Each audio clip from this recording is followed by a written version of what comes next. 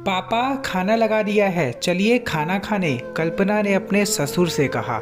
चलिए जल्दी, आज बहुत देर हो गई है, भूख लगी है जोरों की, कल्पना की सास ने कहा। कल्पना को सुबह बच्चों के स्कूल जाना पड़ गया था क्योंकि पति राहुल शहर में नहीं थे और स्कूल में पीटीएम था। कल्पना ने सुबह उठकर ही पहले नाश्ता और फिर खाना बना दिया। बस चावल बनाना बचा था जो उसने स्कूल से आकर बनाया था। चावल बाद में बनाने का भी कारण था। अभी कुछ दिनों पहले की बात थी कि कल्पना को डॉक्टर के पास जाना था। चूँकि उसे आशंका थी कि उसे लौटने में देर हो जाएगी, इसलिए उसने पूरा खाना बनाकर कैसेरोल में रख दिया था ताकि सब गर्म रहे।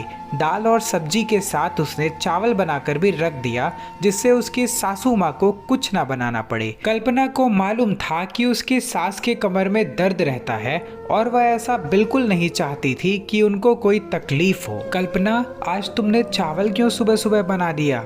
खाने के समय तक पूरा ठंडा हो गया था, दाल भी एकदम पानी लग रहा था। दिन में खाना बर्बाद हो गया, स्वाद ही नहीं आ रहा था।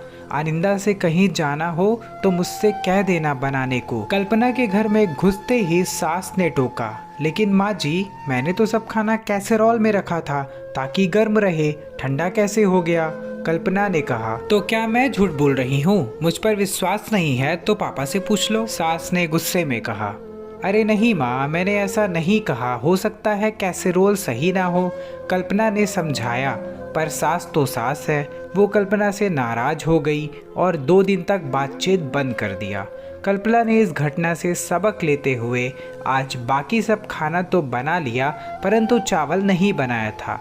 अब वापस लौटकर चावल बनाने में कुछ समय तो लगता ही है, इसलिए आज खाने में देर हो गई। आज खाना लगाने में इतनी देर क्यों हो गई बहू? तुम्हें पता है ना कि माँ को एसिडिटी की शिकायत है? ससुर जी ने गंभीरता से पूछा।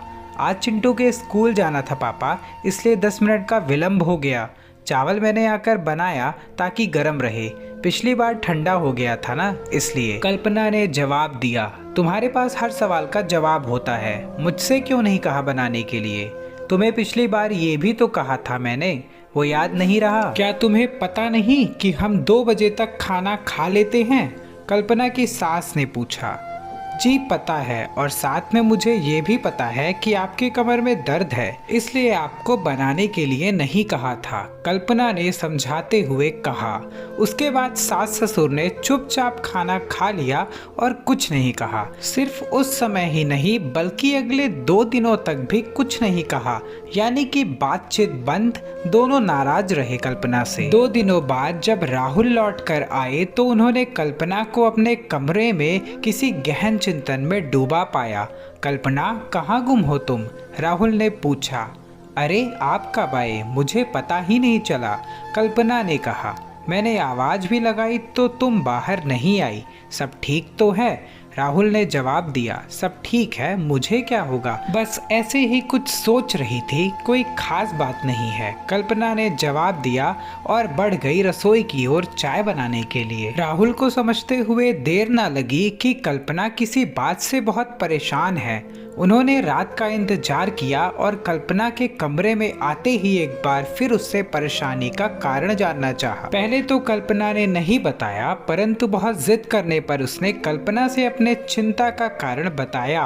राहुल, आप हमेशा नौकरी के सिलसिले में बाहर रहते हैं, मुझे माँ पापा को, बच्चों को और घर के बाकी सब काम भी देखने पड़ते हैं। मैं अपनी ओर से सभी जिम्मेदारियों के बीच तालमेल बैठाने की पूरी कोशिश करती हूँ, हमेशा यही चाहती हूँ कि सभी को खुश कर सकूं, लेकिन मेरी लाख कोशिशों के बावजूद भी कोई ना कोई मुझसे नाराज हो जाता है। मुझे समझ नहीं आता कि क्या है। तुम पहेलियां बुझाने की जगह मुझे साफ साफ बताओ क्या हुआ है, कौन नाराज है और किस लिए? राहुल ने जानना चाहा। कल्पना ने सारी बात राहुल को बताई कि कैसे एक बार उसके चावल बनाने पर माँ पापा उससे खफा हो गए थे।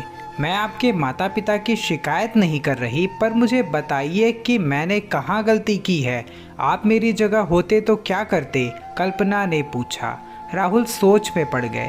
कुछ देर बाद उन्होंने कहा, कल्पना, माँ पापा बूढ़े हो गए हैं, उनको समझना या समझाना टेढ़ी खीर है।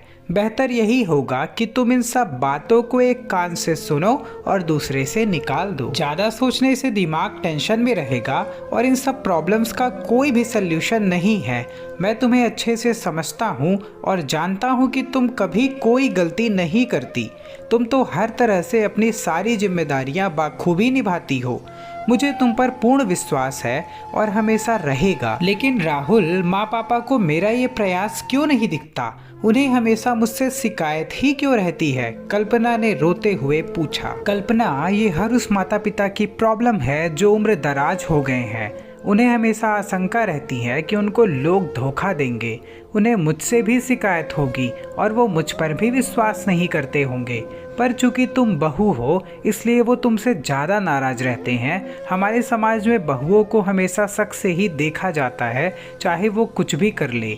राहुल की समझदारी भरी बातों से कल्पना का जी थोड़ा हल्का हो गया। उसे इस बात की तसल्ली थी कि पति उसको समझ रहा है। इस तरीके से कल्पना को समझ आ गया कि बड़े बुजुर्ग की बातों को दिल पर नहीं लेना चाहिए। बढ़ती उम्र के साथ स्वाभाविक बदलाव उनमें होते रहते हैं। उसने राहुल को धन्यवाद बोला और अपने आप से एक वादा किया कि अगली बार वो इन सारी बातों का ध्यान रखेगी। सो गाइस, इस स्टोरी के बारे में आपका क्या ख्याल है, हमें कमेंट सेक्शन पे जरूर बताएं। सो गाइस, क्या आपको अपने परिवार के साथ रहना पसंद है या फिर आप भी अकेले रहना चाहते हैं? हमें कमेंट सेक्शन पे जरूर बताएं। और यहाँ तक आपने वीडियो देख लिया है और वीडियो पसंद आई है तो वीडियो को अभी लाइक करें और चैनल को अभी सब्सक्राइब करें। बेल आइकन पे प्रेस करके ऑल पे क्लिक कर दें, जिससे हमारी नेक्स्ट वीडियो आप तक पहुंच सके।